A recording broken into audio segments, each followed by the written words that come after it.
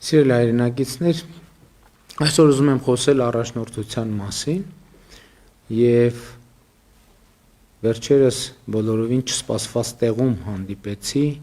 այդ երևույթը բնորոշող մի չափազանց դիպուկ օրինակի, չնայած այդ օրինակը կամ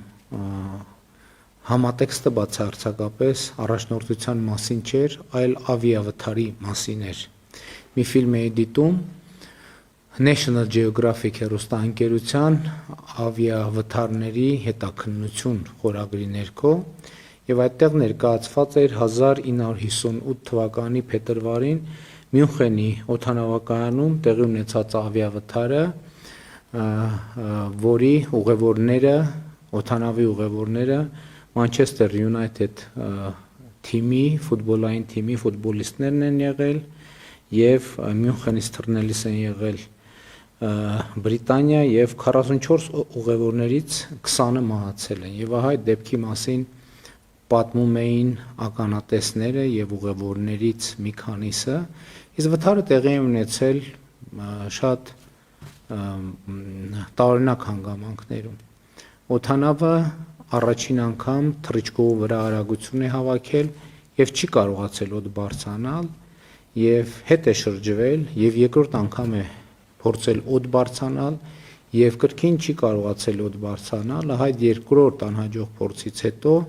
ուղևորներին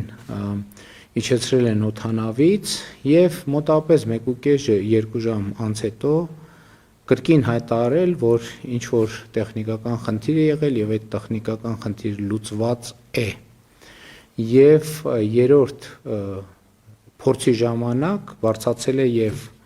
գահավիժել եւ արդեն ասացի, որ 44 ուղևորներից 20-ը մահացել էին։ Ֆիլմը ընդհանրապես առաջնորդության մասին չէ, բայց ինձ ցնցեց մի դրվագ։ Երբ որ այդ ուղևորներից մեկը, ով հարցազրույցի ժամանակ հարցազրույց էր տալիս եւ պատմում էր, թե ինչպես են նրանք օդանավից իջնելուց հետո հրավիրվել օդանավ եւ ասում էր, որ երբ որ մեզ նորից ուղեկցում էին օդանավ, այդ ուղևորն էր ասում, թիմի անդամը, ասում էր իմ մտքում ես անընդհատ մտածում եմ, ես ինչ են անում, այսօր են մեզ տանում, ոնց կարող է պատահել, որ այդ տեխնիկական խնդիրը այսքան կարճ ժամանակում լուծված լիներ։ Եվ ասում է, որ ինքը մտածում էր, որ չի կարելի սա անել, սա պետքա կանգնեցնել, պետքա կանգ առնել եւ այդ ականատես վկան ուղևորը ասում էր, որ ինձ թվում է, թե այդ ժամանակ բոլորի մտքում հենց այդ էր պատտվում, բոլորը հենց այդ նույնն էին մտածում։ Եվ լրագրողը, ահա այստեղ է ամենակարևոր պահը, նրան հարց է տալիս։ Ասում է, բայց եթե մտածում եք, ինչի չէիք բարձրաձայնում։ Եվ ուղևորը այս հարցազրույց տվողը տալիս է շատ կանխատեսելի մի պատասխան։ Ասում է, դե մտածեցի, որ կասեն, ահա վախեցավ, վախկոտ է, ահա նյարդերը տեղի տվեցին, թույլ է հոգեբանորեն, կամային հատկանիշներից է թույլ եւ այլն եւ այդպես շարունակ, եւ այդտեղ բարձրացել են եւ արդեն ասացի, որ գահավիժել են։ Եվ այդ ֆիլմի ընթացքում ընդհանրապես առաջնորդության մասին, առաջնորդի մասին, քաղաքականության մասին ոչ մի բան չկա։ Բայց ամբողջ խնդիրն է նա,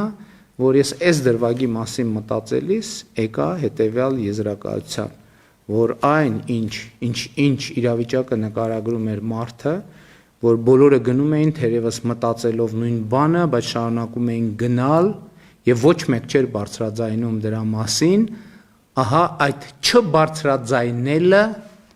առաջնորդության պակասության կամ բացակայության հետևանք էր։ Եվ եթե նրանցից որևէ մեկը բարձրաձայներ եւ առերեսվեր իրականությանը, արձանագրեր այդ իրականությանը եւ այդ իրականությունից բխող հետևություններ եւ առաջարկաներ, ահա ով է լիներ այդ 44 ուղևորներից, մինչեւ օդանավ բարձրանալը բնականաբար նա կստանձներ առաջնորդություն եւ նա կստանձներ պատասխանատվություն։ չնայած որ մեծ հավանականությամբ, ինչպես հարցազրույց տվող ուղևորը ասում էր, մեծ հավանականությամբ շատերի առաջին ռեակցիան 44 ուղևորներից, արդեն 43 ուղևորներից շատերի առաջին ռեակցիան կլիներ նա, որ ահա այս բարձրաձայնողը վախկոտ է, կամային հատկանիշներ չունի, ներվերից կամ ընդհանրապես թույլ է եւ այլն եւ այսպես շարունակ։ Եվ այդ ֆիլմից հետո շարունակելով դիտումից հետո շարունակելով իմ մտածումները այդ իրավիճակի եւ առաջնորդության մասին եւ ես եկել եմ եւ վերահամոզվել եմ նրանում, որ առաջնորդությունը առաջին հերթին կանխորոշված իրադարձությունները փոխելն է, կանխորոշված իրադարձությունների շղթայից կամ կանխորոշված ճանապարհից դուրս գալն է եւ այդ ուժը եւ կամքը եւ այդ վճռականությունը ունենալն է։ Իհարկե համոզված եմ շատ այդ գրահում եք թե ինչ նկատի ունեմ։ Ես նկատի ունեմ, որ մենք այո 2018, 19, 20, 21, 22, 23, 24 թվականներին ցուցաբերել ենք մեր ժողովրդի կողմից մեզ պատվիրակված առաջնորդական պարտականությունները եւ կանխորոշված աղետաբեր ճանապարհից դուրս ենք բերել մեր երկիրը, նախ կանգ ենք առել եւ դուրս ենք բերել մեր երկիրը, ներառյալ Ղարաբաղյան շարժումը չշարունակելու վճռական որոշմամբ եւ կամքով եւ մեր երկիրը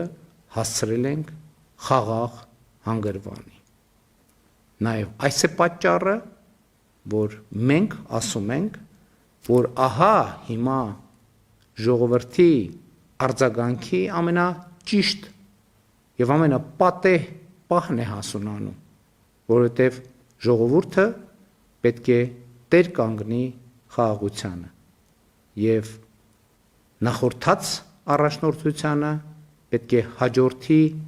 ժողովրդի առաջնորդությունը, որը պիտի առաջնորդությունը վերապատվիրակի այն թիմին, այն կառավարող մեծամասնությանը, որը վճռական պահին կարողացել է ստանձնել առաջնորդությունը եւ գործել կանխորոշված տրամաբանությունից դուրս եւ երկիրը կարողացել է հասցնել խաղաղ նավահանգստի, ինչի վերաբերյալ խոստումները հնչել էին նախորդիվ։ Շնորհակալ եմ։